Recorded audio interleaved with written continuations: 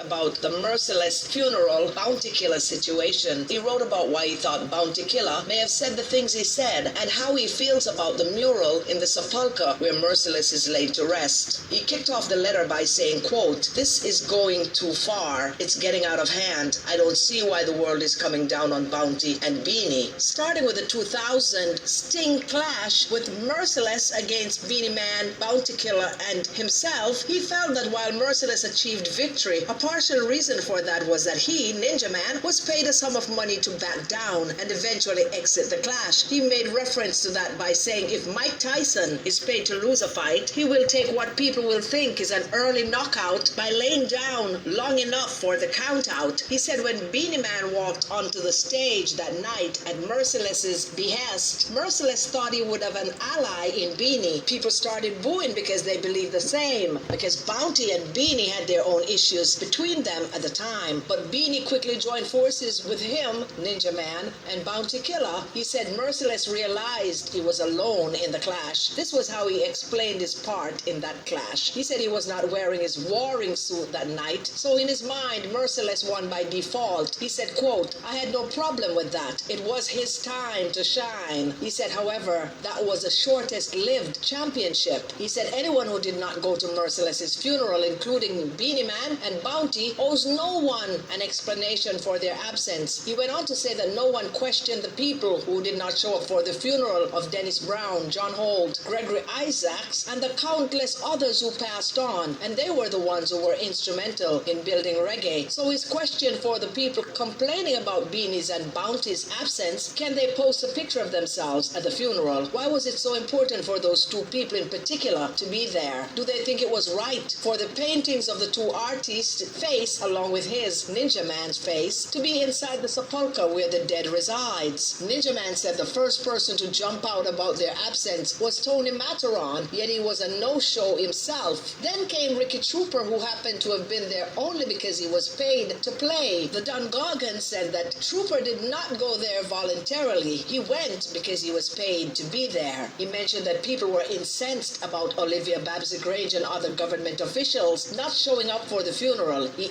asked yet again, does anyone know if she or others were even invited to the funeral? Did anyone reach out to them to ask for their participation? Did Babsy-Grange give anyone a word that she would be there? He said if they cannot answer yes to all of the above questions, then they should stop talking about her absence. Ninja Man said when his mother passed away, only one artist and one MC showed up to support him, and they were Carlene Davis and her husband, Tommy Cowan. Yet he was not mad at anyone because he did not feel that they owed him that. He further stated that the mural, which includes a painting of their faces in the sepulchre, represents witchcraft. This, he said, was what he thought kept Bounty Killer and Beanie Man away. He believes it was disrespectful and borders on conjuration. He further stated that if he was out and about, he would have gone to the funeral, but before going to the funeral, he would have gone to see Merciless's mother, Mama Ethel, and have a conversation with her about why the mural does not belong in that space. He said it would have been fine with him if they had even put the mural on the gate of Merciless's home, since it was indeed the highlight of his career. He went on to say he had representatives who visited Mama Ethel to show respect and extend condolences to the family before the funeral, and that was when he learned of the mural. Does Bounty have a right to be upset? Ninja Man said yes, he does. It is very disrespectful what they did. However, he believes Bounty has no right to talk the way he does about what killed Merciless. He said Bounty should not be saying that the DJ died of an overdose because he's not a doctor and he did not do an autopsy on him. He also stated that when Bounty said that Merciless showed him no respect and did not give him his flowers, that's a lie, because Merciless forever sings Bounty's praise. He said everyone know that Merciless was always speaking highly of Bounty Killer, that Bounty was his DJ and that he's a general and a great artist, and he would say it every chance he gets. He would even go as far as to say that Bounty is his daddy. Ninja Man said Merciless idolized Bounty, and that was the reason he acted and sounded like him, and that he sees it as a sign of respect and straight flattery. So for Bounty to speak of him the way he did was foul. He said in the business, newcomers always come in sounding like the people they admire and love most, wanting to be just like them, and most artists would welcome them without feeling that they're trying to steal their shine. It's just a show of admiration. generation. About Merciless's career going downhill, the Gun Pantit artist said that no other artist was the cause of his demise. He said that the people who were responsible for Merciless's career going down the drain were the producers who refused to produce him, the disc jockeys, selectors, and soundmen who made the decision not to play songs, and the fans who chose to abandon him because he was no longer up.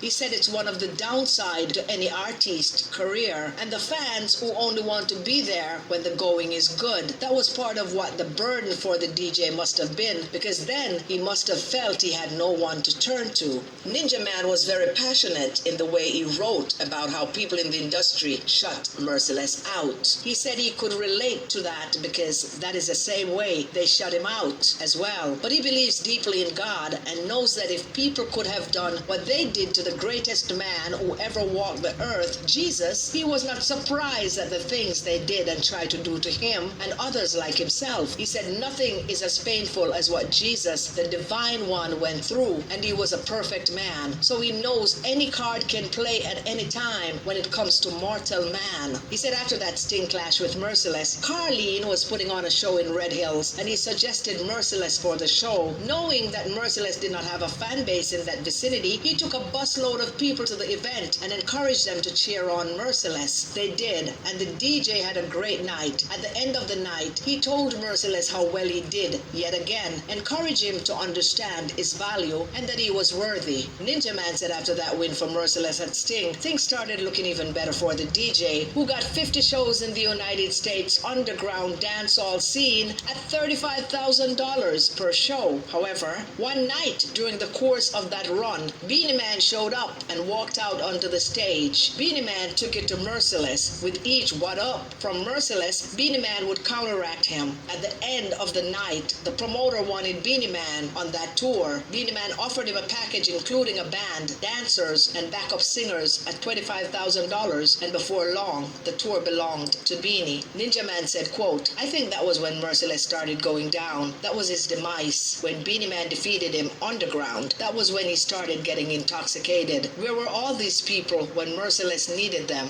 Ask them to tell me how many Merciless songs they played since 2015. He also said that the only person that was obligated to be at that funeral was his longtime manager, Gaddafi. He was the one getting 20% of everything that Merciless made. He was the one who was starring alongside Merciless, because when Merciless was a star, he was a star as well. When Merciless went down, he went down with him. He was the only one that was obligated to be there. He mentioned that when Buju Banton was incarcerated, he was one of the many people saying, free Buju Banton, and the same for Vibes Cartel. Boom, bang, bang, bang, from them, you know what I mean?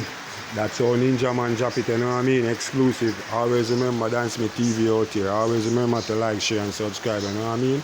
Team does make the dream work.